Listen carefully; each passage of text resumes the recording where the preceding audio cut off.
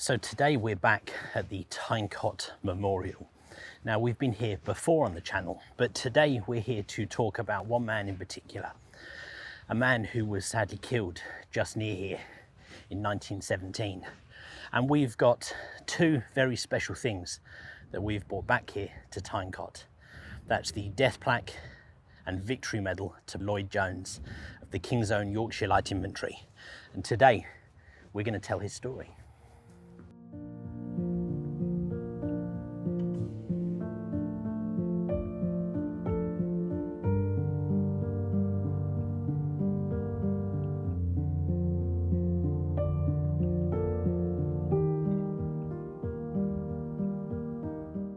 Now we've just come out to an area really of farmland here. We're about a mile south of Zonnebeke, and in this area just here in October 1917, Lloyd Jones was attacking in the Third Battle of Ypres, the Battle of Passchendaele, with his King's Own Yorkshire Light Infantry. He was attacking in this area here. Now, an interesting side note to this story, on the left flank of the Yorkshire Light Infantry were the Queen's Royal West Surrey Regiment, and there's an interesting story that happened just here on this side of the road.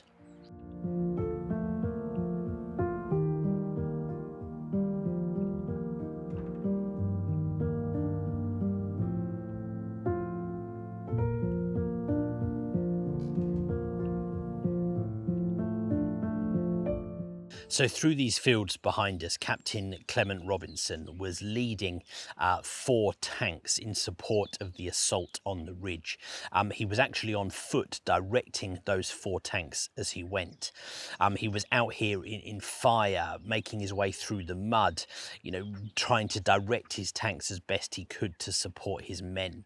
They were moving up, trying to capture some German pillboxes on the ridge. And Robinson was under heavy fire during this entire time. Due to his bravery and being out there in the open directing his tanks, they managed to capture the ridge.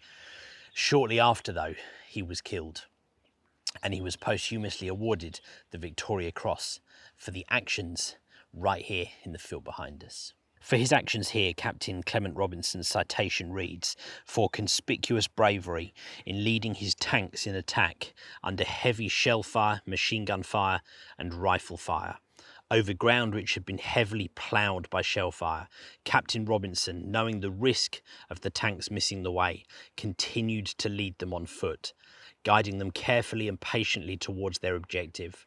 Although he must have known that his action would almost inevitably cost him his life.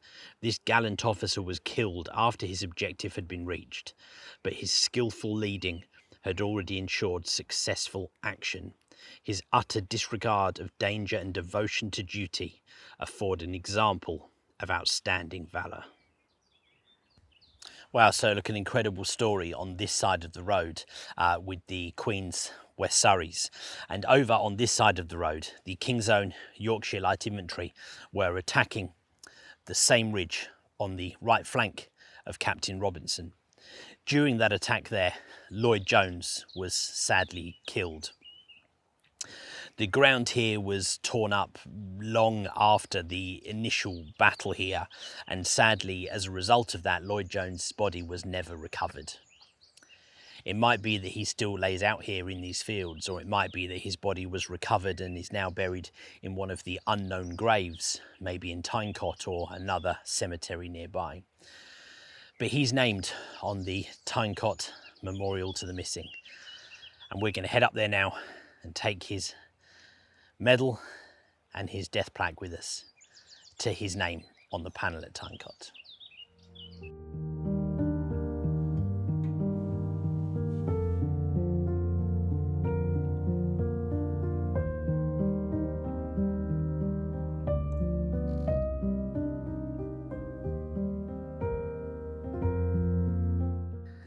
So we've just arrived back at the Tyne Cot Memorial now, and we're going to take a look at the plaque where Lloyd Jones is named. So as we mentioned out there in the field, his body was never recovered, so he's one of the thousands of soldiers registered missing, and as such he's named here on the Tyne Cot Memorial to the Missing.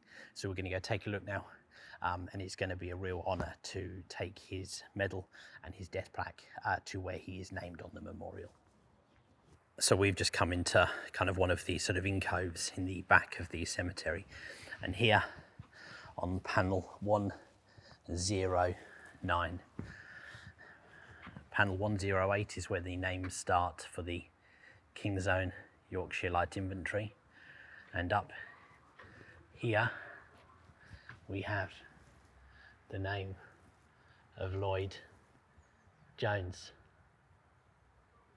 So it's actually the first time that I've brought a medal or death plaque back to a place like this for a man who's been named here. But it really is it's a moving feeling, to be honest. It's an honour to bring Lloyd's plaque and medal back here, and to be able to hold them against his name. And I took some photos and stuff and filmed some clips, obviously, for the video. But it really is a moving experience doing that here today.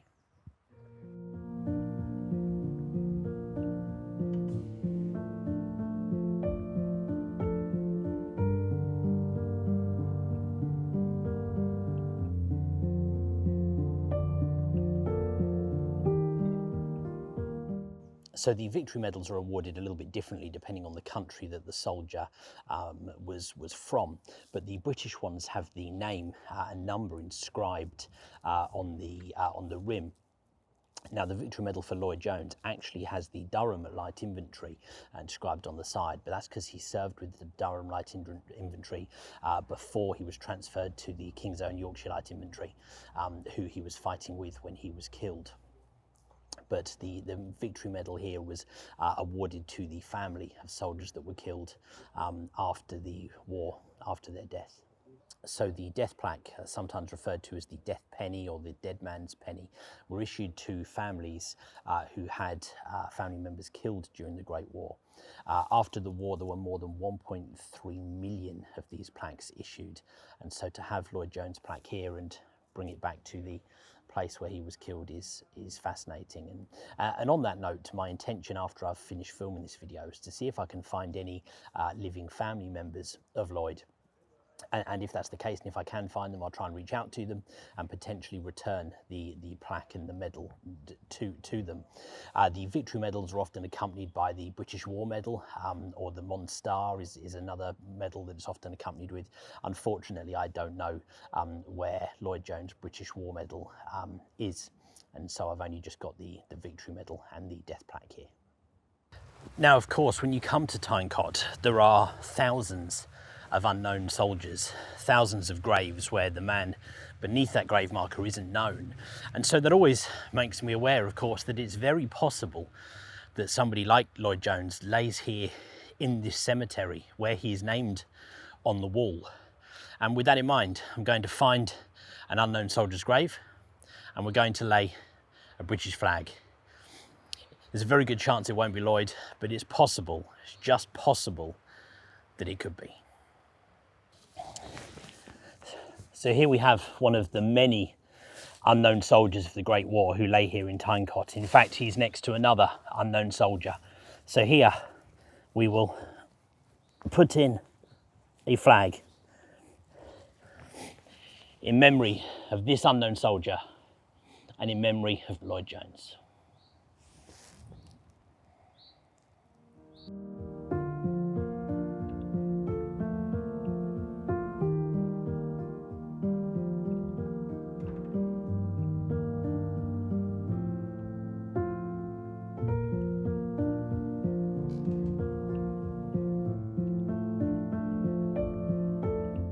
So I hope you guys found this one interesting, coming back to the Tyne Cot Cemetery and the Tyne Cot Memorial to the Missing.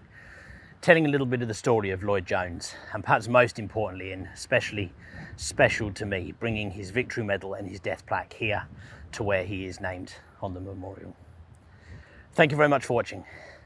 I'm going to see you on the next one.